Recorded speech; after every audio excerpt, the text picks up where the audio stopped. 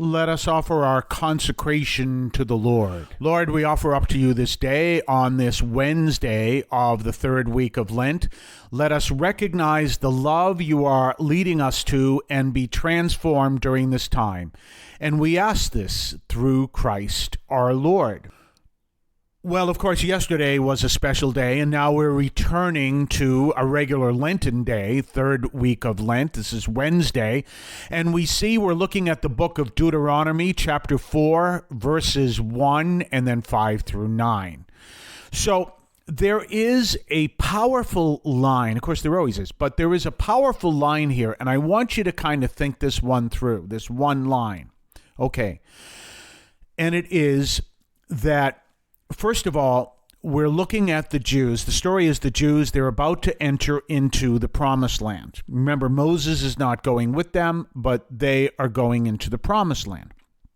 Okay, then we look at what's being said to them prior to entering the promised land.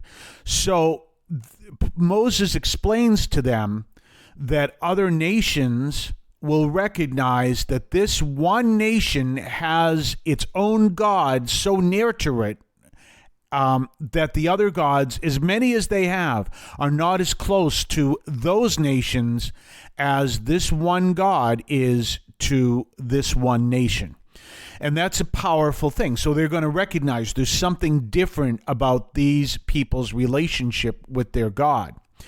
And then it continues that this God who handed on to them statutes and ordinances that are the entire law represent this intense amount of wisdom and discernment, the likes of which the other nations have never seen. Now, let me give you a real example of this. We all know that the famous story of Hammurabi's Code. Of course, Hammurabi was the emperor of this very powerful empire, this powerful land, and he came out with this law, an eye for an eye and a tooth for a tooth. And that basically is what ran a lot of the Gentile territories, the pagan territories.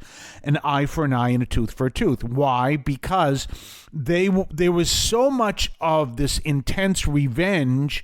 And so you could have, I'm doing this off the top of my head, but you can have someone who knocks out a tooth and they decide to cut off his head. No. An eye for an eye and a tooth for a tooth. Just be just. One for the other, equal the whole bit. Because he's trying to build a sense of justice. But who's doing it?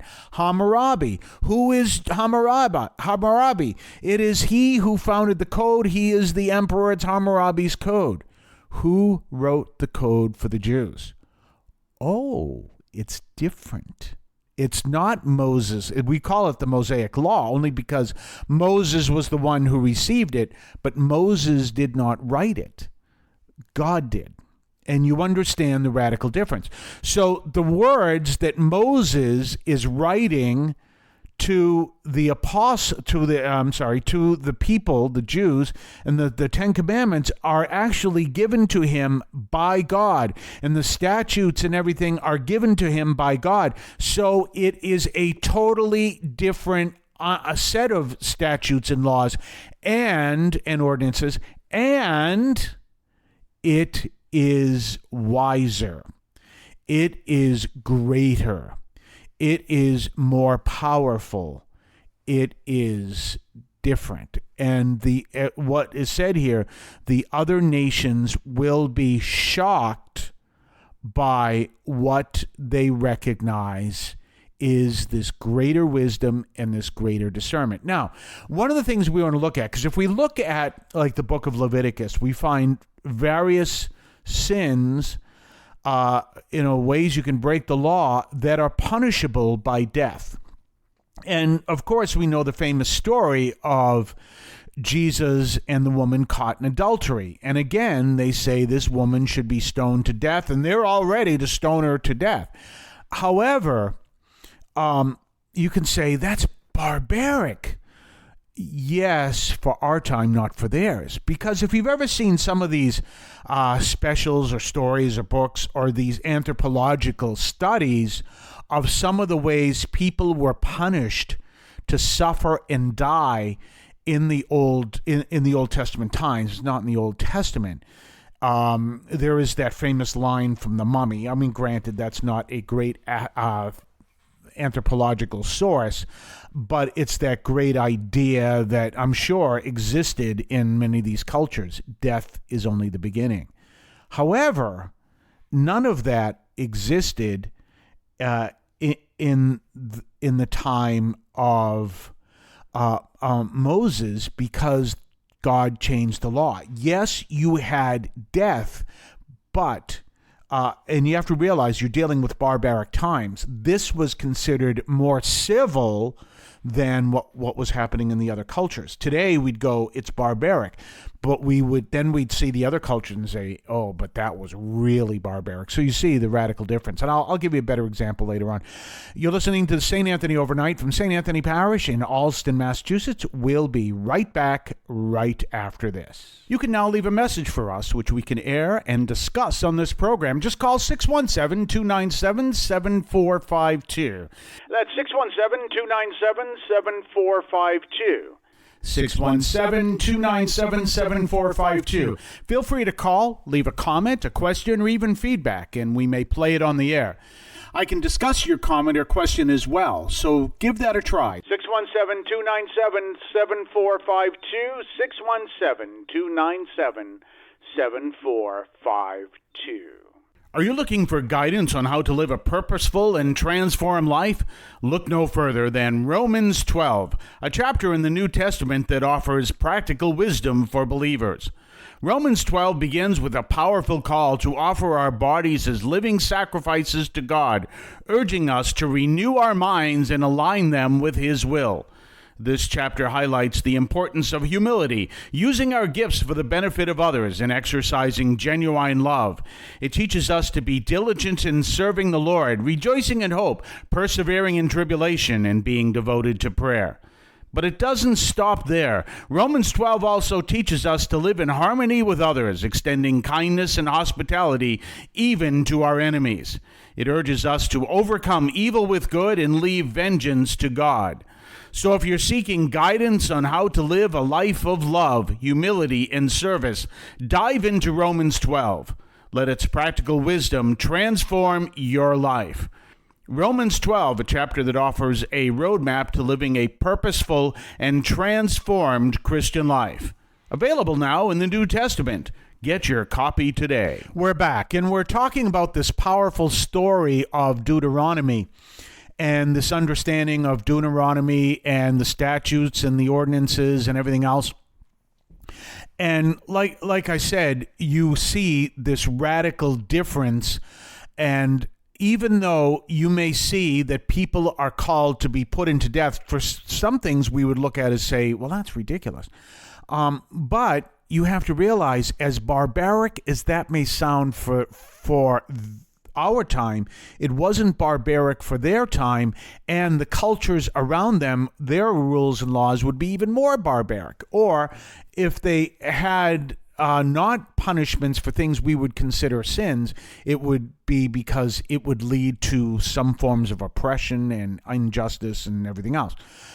And a good example of this actually comes from Catholic history. It's the story of Saint Benedict, and you have the Benedictine order.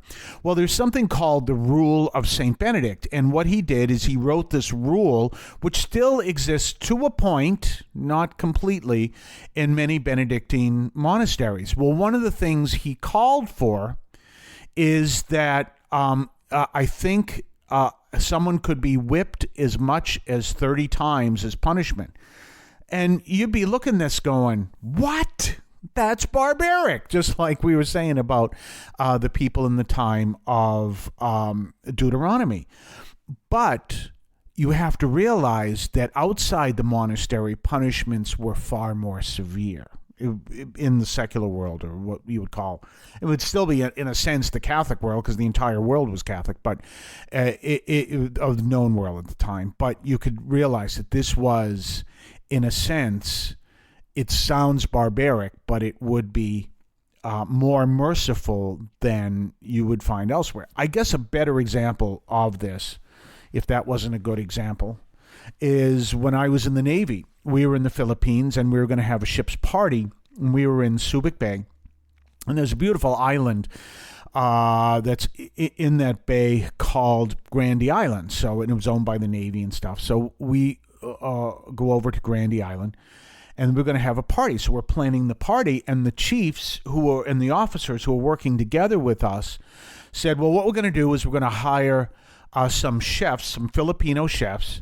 and we'll give them $5 for the day, and they'll do a wonderful job. And we're going, wait, $5 for the day? We could give them tons of money for the day. And they said, no. You don't understand. Yes, you're right. We could give them tons of money for the day instead of $5. But in their economy, which was true, $5 was a lot of money. So if we paid them by American standards, it would throw off their entire economy. I've seen something similar to that. I don't know if I'll have time to explain it. So it's the same thing. So we can look at that and say, well, those punishments are barbaric. Yes, but compared to what was already happening, they are not barbaric. Another funny story that kind of relates to this, because it talks about human nature. I don't know if you know the movie The Brink's Job. It was directed by William Friedkin. Well, he came to the North End, and of course the movie takes place in the 50s. I think it was 1950. And a lot of people had air conditioners. So he told them, they didn't have air conditioners in the 50s, so he paid them $20 a day to take out their air conditioners while they were filming the movie. Well, the next day, anyone who didn't have an air conditioner put an air conditioner in the window, and they all made $20. He should have thought. Human nature. We'll be back tomorrow. Have a blessed day. I want to call your attention to Catholic TV, which offers great faith-filled, family-friendly programming 24 hours a day. You can find your cable channel at www.getcatholictv.com, and you can watch online on the free apps or check out the YouTube channel. Daily Mass, Rosaries, the Divine Mercy Chaplet, and the Our Lady of Perpetual Help Novena are all available online and on demand. Check out CatholicTV.com. If you're searching for a meaningful spiritual experience, look no further than St. Anthony's Parish in Allston, Massachusetts. Join us at 43 Holton Street in between Soldiers Field Road and the Mass Pike. Immerse yourself in the complete St. Anthony's Parish encounter through our 10 o'clock a.m. chanted Mass. Whether you're a Catholic seeking a parish to call home or someone looking for spiritual guidance, our welcoming community is here for you. Visit our website at www.stanthonyalston.org for more information. St. Anthony's Parish, where faith finds a home.